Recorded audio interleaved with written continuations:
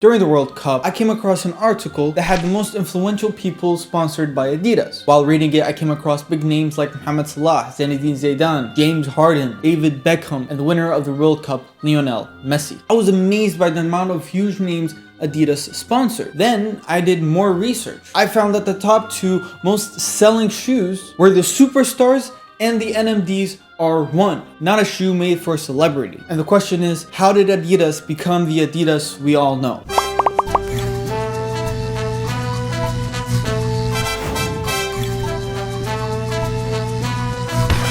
Welcome my dear viewers to another Know It Show video. To start, we need to go back to the year 1920 in Germany. A young 20-year-old named Adolf Dassler, or nicknamed Adi, was working at his mother's laundry shop. While he was working at his mother's laundry, he would go out and scavenge scraps from the military remains in his native town. You're probably asking yourself why I didn't say the name of the town. Well, I'm not really good with names, and German is not that easy. And so I'll just leave it to you to read it. Now the question is, why did he scavenge for scraps in the military remains of his hometown? He actually did this to make a revolutionary shoe. He wanted to change the world of shoes. He wanted to make a specialized sports shoe in his mother's laundry and start an era that will never end. So with a little persistence and luck, he made the very first football or soccer shoe with studs. This didn't just help the players become faster. No, it helped them play in any condition they wanted to. Whether it was dry like you're in Texas or soaking wet like you're in Britain. You can play football or soccer everywhere. Well, not really everywhere, like most of the conditions out there you can play at, but almost everywhere. The success of his new invention intrigued his brother, Rudolf Dassler, and so both Adi and Rudolf made a company together named Gebeder Dassler Schuhfabrik. Sounds like you're having a fight.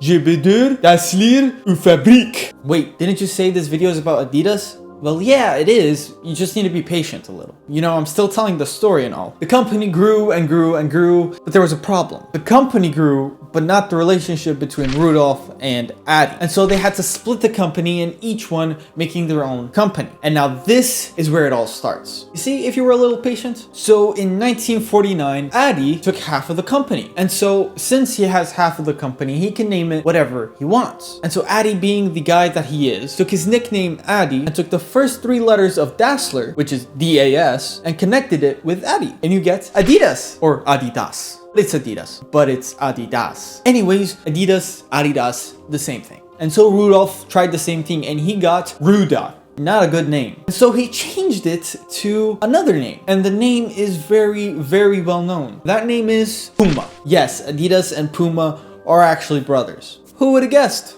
I can make another video about Puma, so let's just get back to Adidas. Now, when Adi first opened Adidas, he was 49 years old, and he had 47 employees. In his native town, which I can't pronounce, but that humble beginning didn't stop him from becoming stronger. Also, that very year, he made the iconic 3 stripes. Now, there's a cool story connected with the 3 stripes, which I say later on in the video. So wait and you'll understand how he got the 3 stripes.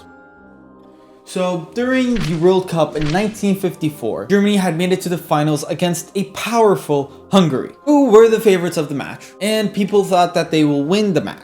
However, Germany did have Adidas on its side with a new invention that will change how soccer or football is played. You see, Adidas was working with the head coach of the German national team, Seb Erbiger, or I'll just call him Seb because I don't want to butcher his last name, to make the best studs for the game. For anyone wondering, studs means cleats, and cleats means studs. Now, Adidas and Seb came up with multiple different studs, or cleats, and Adi wanted to use every single stud that he came up with. So Adidas made a football or soccer shoe that had adjustable studs. Well, how are they adjustable? Well, he made them screw on, so he could take them off whenever he wants, and then put new ones in. And now every time I say soccer, I have to go, or football. Or if I say football, I have to say, or soccer. This is driving me mad. Just like how Seb drove Hungary mad. See what I did there? So you see, during halftime, the game was 2-2. And that in itself is great. But Adidas made it better with the help of the weather. You see, the weather got so bad that the pitch became muddy. And when it becomes muddy, players tend to slip and fall. And then slip again.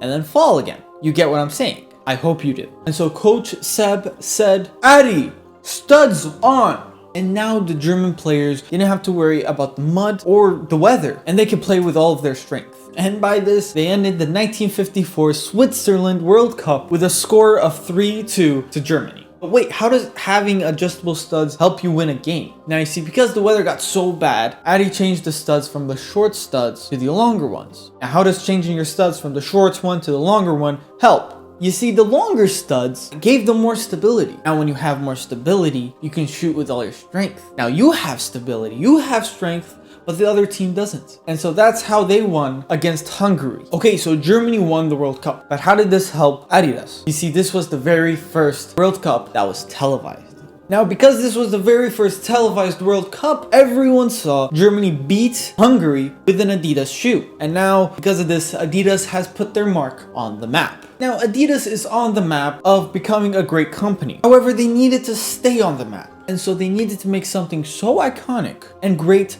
that everyone would buy. They spent years after the World Cup trying new things and seeing if this is the right thing. And the new things worked, but not to the point of where Adi wanted them to. So Adi spends majority of the 60s working on something that will change how people view Adidas. And in 1967, the dream of making something great finally happened. In a form of a tracksuit. You probably never guessed that. You thought it would be a shoe. But no, it's a tracksuit. The most iconic tracksuit in the world. You see, it wasn't the tracksuit that was genius. Don't get me wrong, the tracksuit's amazing. And it was better than most other tracksuits. It was made out of a new lightweight synthetic material, and Adi also took the 3 stripes on his shoes to the arms and legs of the tracksuit. And like I said, this wasn't the genius parts of the suit. You see, the genius parts of the suit was the marketing. He brought someone so popular back then that almost everyone idolized him and wanted to be like him. His name was none other than Franz Beckenbauer. Who's Franz Beckenbauer? Well, Franz was a soccer player or football player. And he was a very popular player back then. And a lot of people idolized him. And so when Adidas put him in the tracksuit and they took pictures, everyone started rushing to buy the tracksuit. But it was also the very first apparel that Adidas made. And so it was like a hit 2 birds with 1 stone type thing. And so this tracksuit would open up the gates for many other clothing. Adidas got their big explosion of sales because of what they did in the World Cup. Then after the World Cup, they started selling quality shoes and then went to the apparel market. And so now they have taken every single aspect of the game, almost. They still have something very important they haven't taken. That thing was the football or soccer ball. That is until 1963 when they started to make footballs or soccer balls. Now they have every single aspect of the game, right? They should be happy. But they weren't. You see, they want something bigger. This is Adidas we're talking about. And so in the 1970 World Cup in Mexico, Adidas became the official match ball of the World Cup. They did it. They reached World Cup level, and now they can show the world who they really are. But that really wasn't the reason why Adidas became happy. You see, the Adidas match ball was made out of black and white panels. The very first in the history of soccer or football to have that design. And that's why Adidas conquered every single aspect of the game. And that shows how genius Adidas really was. And still is, really. Because the ball was shown around the world and people loved it. Speaking of things people love, we should talk about Adidas logo. Specifically the 3 stripes. Remember in the beginning of the video when I said it's a cool story? Well, now it's the cool story, so stay tuned. You see, the 3 stripes is something that everyone thinks about when thinking about Adidas. No one thinks, how did Adidas get the 3 stripes? And how cool of a story it really is. To understand where the 3 stripes came from, we need to go way back, specifically when Adidas was made actually. We need to talk about the Gebeder, Daslir, Fabrik, or Geda for short. So Geda actually sold football or soccer shoes. And those shoes had 2 stripes on them. But those 2 stripes actually served a purpose. Those 2 stripes were adding stability to the shoe. But it also symbolized the bond between the 2 brothers, Adi and Rudolf. And so when they split up, Adi wanted to keep the 2 stripes. But he can't, because the company is split up now. And so Adi thought up to himself, let me just add another stripe and make it 3 stripes. Genius, right? There's a problem. You see, that problem was the 3 stripes was already made. This is exactly where it gets interesting. It was already made by a Finnish shoe company named Karhu. Karhu had the 3 stripes. Who would have guessed? Adi didn't lose hope. He was strong. Whatever he wanted, he tried his best to get. So Adi flew to Finland to talk to the owner of Karhu. When he went there, it was a challenging argument between two fierce competitors. Karu on one hand wanted a lot of money. Adidas didn't want to spend that much money. And so they came up with an agreement. And that agreement was a lot of money. It was so much money that no one can comprehend it. At that time, of course. That sum of money was 1,600 pounds.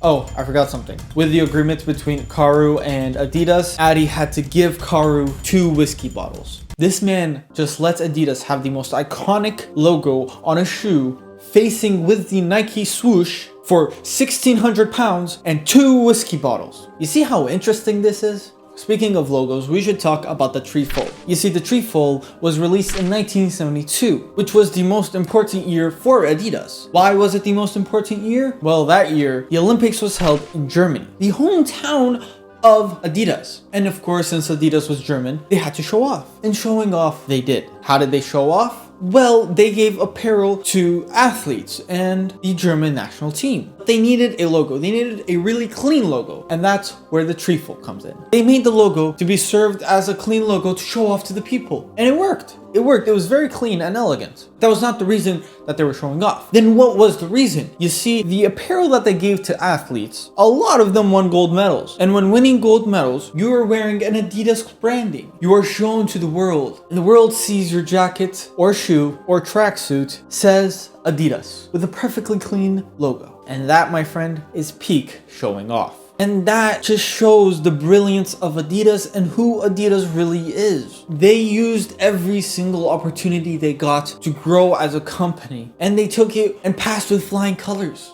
And they showed the world that they are truly the best. And that just wraps up the video. So watch the past no-show videos, wait for the future no-show videos, take a look at the description, and subscribe to the channel.